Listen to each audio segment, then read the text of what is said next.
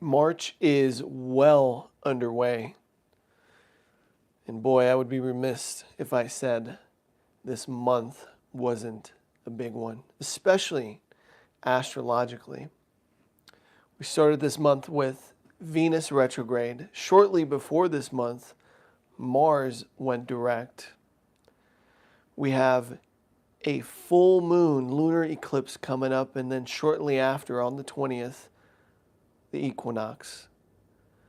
Venus moves back into Pisces at the 27th of this month, which is great, but Neptune leaves Pisces for the first time in over 80 years and goes into Aries. We have a lot to talk about. I'm Kian the One.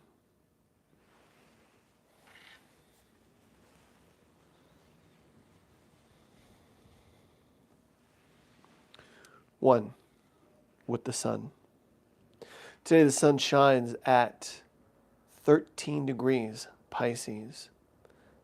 And I feel so much better than I did yesterday because, Pisces season, we tend to have a little too much fun. The only other season that I feel like is as fun, if not maybe more fun, would probably be Leo season. Aries is also a close second because it's the coming of spring. Spring just begins. So the sun shines at 13 degrees Pisces, and we have a few things to talk about and cover. First, I want to talk about Mercury's ingress into Aries, and then where the moon is. We're going to talk about the moon. We usually don't talk about the moon, but we're going to talk about the moon today.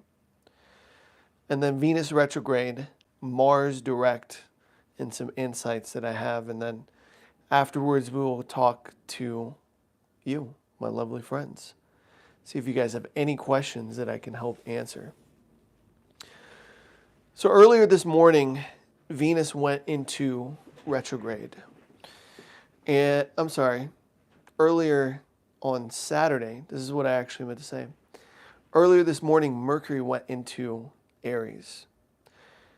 Now, this is very fiery energy to deal with, especially in terms of the mind.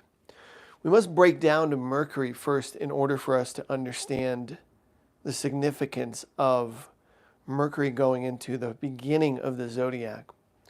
Aries energy is the rebirth. If Pisces is the endings, Aries is the beginning, which is why it's strongly correlated with the spring equinox, where all of life is born anew. Mercury in Aries is very passionate, very bold. With this transit, we are not going to be afraid to speak our minds, even if that means using fighting words. Mercury in Aries, what can I say? Aries is the god of war, traditionally ruled by Mars. Now, the rulers of Mercury are Gemini and Virgo. So in order to better understand this ingress into Aries, this rebirth, this beginning, we have to see what areas of life could possibly have had a rebirth. Mercury rules Gemini, which rules short distance travel, which means your car, your vehicle, your job, I would say, is Virgo. Hold on to that. But it is your associates as well, like people who you interact with on a regular basis, maybe even acquaintances. So the sun, when Mercury goes into Aries, we might have something new which has to do with our mode of transportation. Well, switched cars. I already got this car before when Venus was conjunct the North Node in my third house, which is the house of Gemini, ruled by Mercury, right? Cars again. I got the car when that happened, but I had to switch vehicles today, which was ironic. And not even, again, not even by any conscious decision, because my registration for my old car was going to run out yesterday, and boom, rebirth today. I had no choice. And this is very signature of Aries energy as well. Shout out to Louis. He said, Capricorn. Shout out to my Capricorns out there. I'm a Capricorn rising. So with that Mercury in Aries, that Aries energy literally had me, it was a quick, fast switch into this new car that I've already gotten. Which is interesting because Mercury and Venus are in Aries. So they're going to join together at some point as Venus is going retrograde and Mercury is moving direct. Of course, I'll be here to talk about that every step of the way, especially when we get closer to it. So that new beginning happened literally for me in cars, but it can also happen in the Virgo house or cusp of your chart, which is your day-to-day vocation, right? How you show up in service. Pets, some of you guys maybe today got some news regarding pets or received inspiration to possibly buy a new pet. For me personally, I utilize this energy to write down my March goals, right? Being that Mercury has just came out of the fog, the fogginess of Pisces. And boy, it doesn't like to be in Pisces. Into the fiery clarity of Aries, this is the perfect time for us to make new plans. Especially when it comes to short-term goals and maybe your day-to-day routine. Like you might switch something up in the day-to-day routine. So that is Mercury in Aries on this day and how it personally manifested for me and how it could manifest for you. Now, we had the new moon recently, and today the moon is officially in Taurus. Today we have the opportunity, these next 2 days, 48 hours, we have the opportunity to ground some of these visions, these new beginnings that were endings that we had during the new moon, which was this past Thursday. I got to think about the date, but with this progression, right? Anytime we have a new moon, it is a new beginning. And in Pisces, it was the beginning of the end. Now the moon has entered Taurus and it is growing in light. So whatever endings that started to take place begin to accelerate now. We have a choice, a conscious choice and opportunity, most importantly, as the moon forms a harmonious angle to the sun of 60 degrees, which is a sextile, which represents opportunity. We have an opportunity to move towards these endings, ground these endings more gracefully, and be very practical with them, be very embodied with them. Maybe this is where you really begin to feel these changes taking place physiologically. So when we get to the moon being in Gemini, the seed is going to start to burst from the ground because it will be a square. It will look at us in the face. So right now we have the opportunity to anchor in a very practical way these endings. Like I said, for me, I wrote goals today, my March goals. I think that's a really great way to utilize this energy today and tomorrow until the moon moves into Gemini. Recently, we had Mars going direct, which is a huge blessing for many of us out there because we have been on this slow grind of our desires, our passions, our motivation, taking a back seat, going into review. But Mars has officially gone direct. Now, This doesn't mean we automatically, everything starts going full speed forward. That's not the case, because it takes a little bit of time for each planet. Whenever it goes stations to go retrograde or stations direct, it takes some time for that planet to receive and gain forward momentum. So I would give it a week, but most importantly, I would give it until Mars leaves the sign of Cancer, which will be, I gotta memorize these dates, guys, for real. I gotta make sure I'm like a freaking encyclopedia of dates for astrology. So, oh boy, what is this? Oh yeah. We're actually going to have Mercury going back into Pisces on the 29th. This is part of the shadow period of Mercury. Right now, we have officially entered shadow, guys, because we're going to have Mercury retrograde on the 15th of March.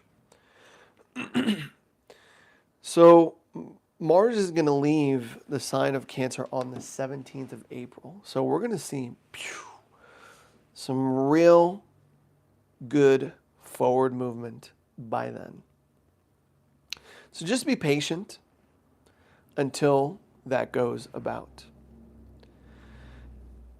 In the matters of love, Venus retrograde just occurred on March 1st.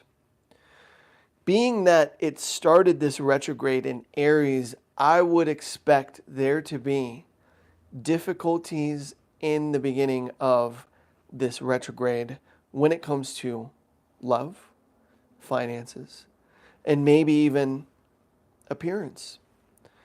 You know, I definitely feel this too, especially with Venus retrograde. Today, I started working on a new crown, a new prototype for my crown. And, you know, when I wear this crown, something about it feels like, okay, yes, it's beautiful. This is how I got started, but I want to change it. But remember, this is not the time for drastic change, I should say. It is a time to review how you want to change, but not yet the time to exactly change, make drastic appearance changes. Especially in Aries, because Aries is impulsive. Like, I want to change my looks right now. But it's like, no, you got to wait. Just wait. There is this, like I said, any planet that stations to go retrograde or direct is at the height of its power. And when it's standing still in the sky, it is closest to Earth, right? And then once it starts moving backwards and picks up, then that energy becomes less closer to Earth, therefore less powerful, less felt, less palpable. With Venus retrograde in Aries, I just feel like it's going to be a difficulty in the beginning of it, because right now still Venus is in Aries hovering at around 10 degrees, and it's going to start to move back slowly. So be mindful of that. But once we go back into Pisces, I'm looking forward to this personally, especially Venus in Pisces. It's so beautiful. Love is so much more selfless, so much more free, so much more expansive, so much more unconditional when Venus is in Pisces. But we're not going to get that until the 27th of this month. So hang tight, guys. Hang tight. And maybe I'm speaking for myself too, because like I said, I've been feeling some kind of way. I'm like, okay, maybe I need to switch the crown, whatever, and all these things are coming. But remember, this is a time of review. And being that it starts in Aries, Venus retrograde begins in Aries, and it goes back into Pisces, to me what this suggests is this is a new approach to love. What did we speak about in the beginning of this video? We said anytime Aries energy is involved, especially 0 degrees Aries, whether it's the Sun, Mercury, going into Aries, Venus going into Aries.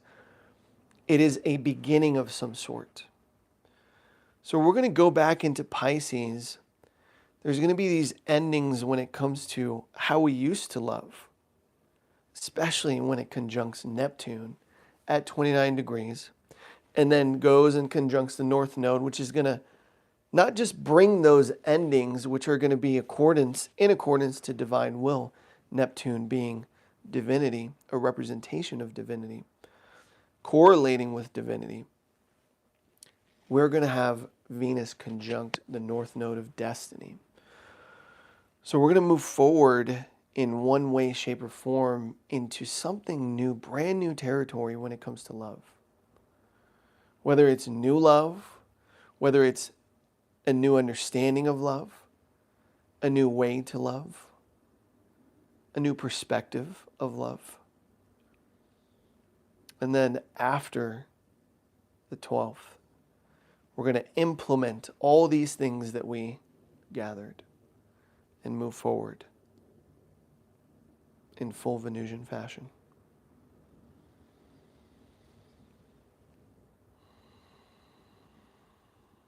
And in the matters of the daily astrology, I have spoken. What did the sun reveal to you today? Let me know below, guys, and we're going to get into the chat here. Please drop your zodiac signs below as we're about to dive into the live readings. Before we do that, I do have a pretty cool announcement. I'm very excited to announce that starting tomorrow, we are going to start to incorporate solfeggio frequencies within these live streams. I'm pretty excited about that. I'm not going to lie to you.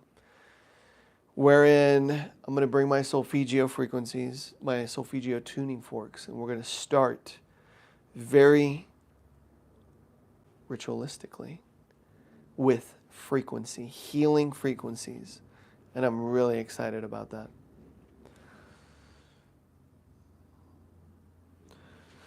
So Louis V2K15JK, that's a mouthful. That's actually really cool because Louis, that's a synchronicity for me because I was paying attention, I was watching this video on Louis the 14th today, aka the Sun King. So Capricorn, whether you are Capricorn, Sun, Moon, or Rising. I am a Capricorn rising and moon. But for my Capricorns out there, this Mercury in Aries is happening in your 4th house of home, of family, of the past. Wherever Mercury goes, conversation flows. Being that Mercury is in Aries in the 4th house for all my Capricorn, Sun, Moon, and Risings out there, there will be fresh topics regarding your family of origin, or maybe your chosen family, your past, your place of origin, your country of origin, perhaps, and also your home.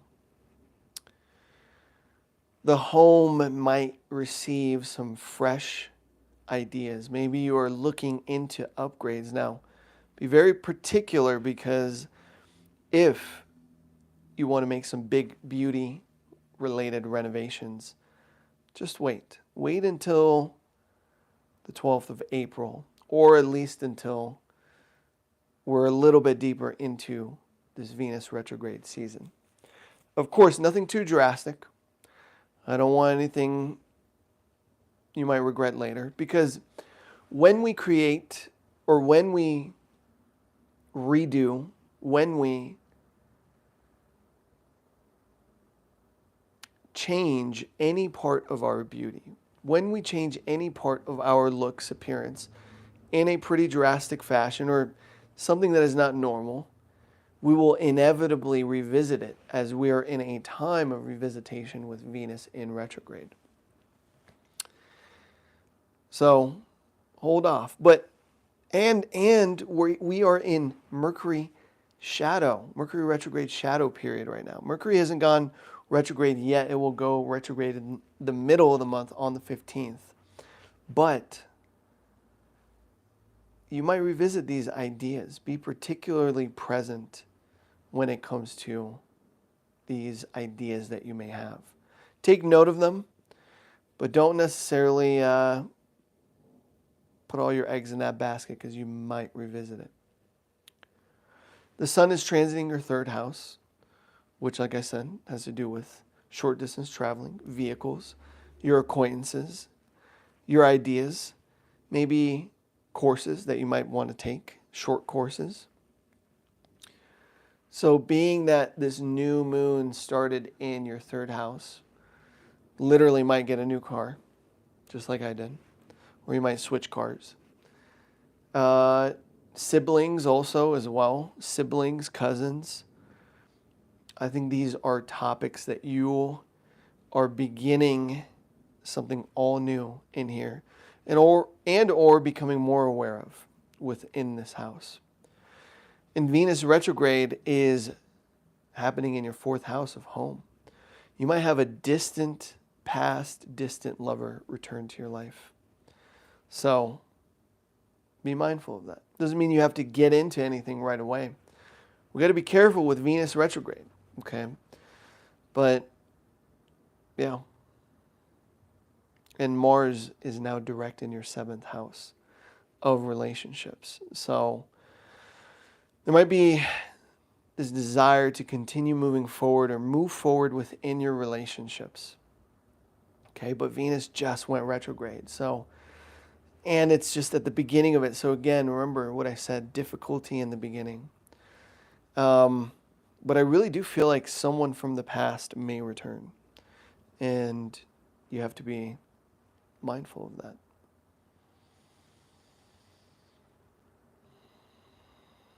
But I see good things for my Capricorns. You guys literally graduated from the Plutonian school of hard knocks.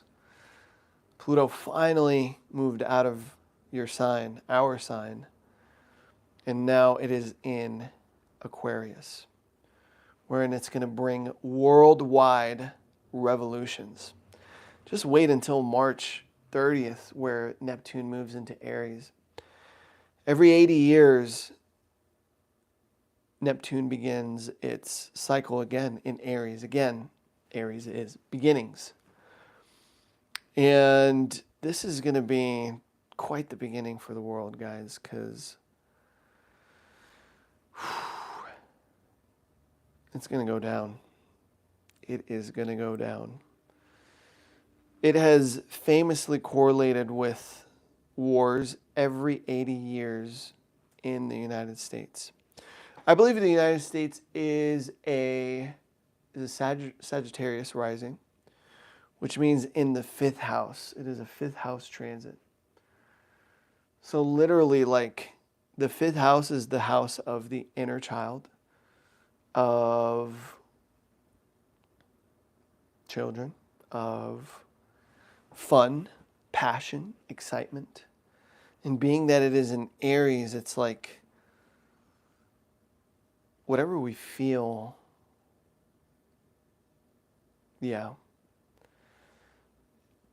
It's going to make war something that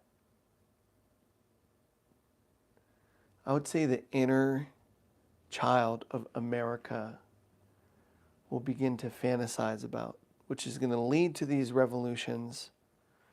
You know, this is the first time I'm like tuning into that symbolism. But Neptune in Aries is going to be very fascinating for the United States of America after March 3rd. Now, it's going to go back into Pisces, Neptune. And that is going to happen probably in a couple months. I'll tell you guys the exact date for it. Wow, it's not going to be for a while. Boy, oh boy, till October. Till October of 2025. So March, we have almost a 6 month. Five months. So March, April, May, June, July, August, September, October. 6 months, guys, of Neptune in Aries. I hope for the best for all of us. Don't feed into the narrative is what I've heard other astrologers say. And the narrative could be narratives of war. But we have to be very mindful of this time. Because again, I would not be surprised if the United States gets involved in another war or the possibilities of another war during this era, during this time period, March to October. But once Neptune finally leaves in Pisces in 2026, this is where it's really going to go down. And by that time, of course, Pluto will have well established itself in the sign of Aquarius. And yeah, guys, let's see what's going to happen by that time. So, and for our Capricorns out there, Capricorn, Sun, Moon, Risings, this is our fourth house. Family. I feel family, home. You know, these are all areas where there's going to be some conversations that we're going to have. And yeah. So guys, make sure you drop your zodiac sign while I am here in the comments below. Or ask me anything astrologically related. Yo, shout out to Christus in the chat. It says, what is the biggest lesson astrology has taught you? The biggest lesson astrology has taught me is that there is a rhyme and reason behind everything that occurs within our life. Nothing happens by accident. And most often you can trace back important, significant life events to the transits happening within the cosmos. They correlate with such occurrences. To me, astrology is the divine design of life. It is a science, but it is a science that is deep and very complex. And even if I could read your chart, I can name off a few things. There's always so much more that could be talked about. You know, you have your natal chart, you have your solar return chart. Natal chart is basically you. Your solar return chart, which is your year horoscope ahead. You have your progress chart, which is where the planets are in relation to you now, right? There's the natal chart and there's the progress chart, where the planets have the planets progressed till this point. You have your solar arc chart. You have synastry charts, which is compatibility between two people. So there's so many ways to practice astrology. But for me personally, it has shown me and it has taught me that there is a divine design behind everything. And it is a science because it can prove these occurrences. Rather, correlate with these occurrences, which is proof.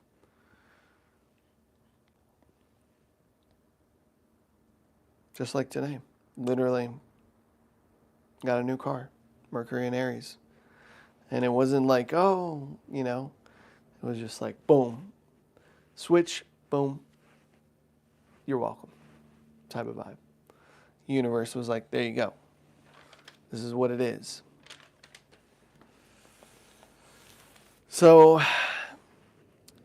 if there are no questions, no other questions, I think we have done well for ourselves today. March 3rd, 2025. And we end...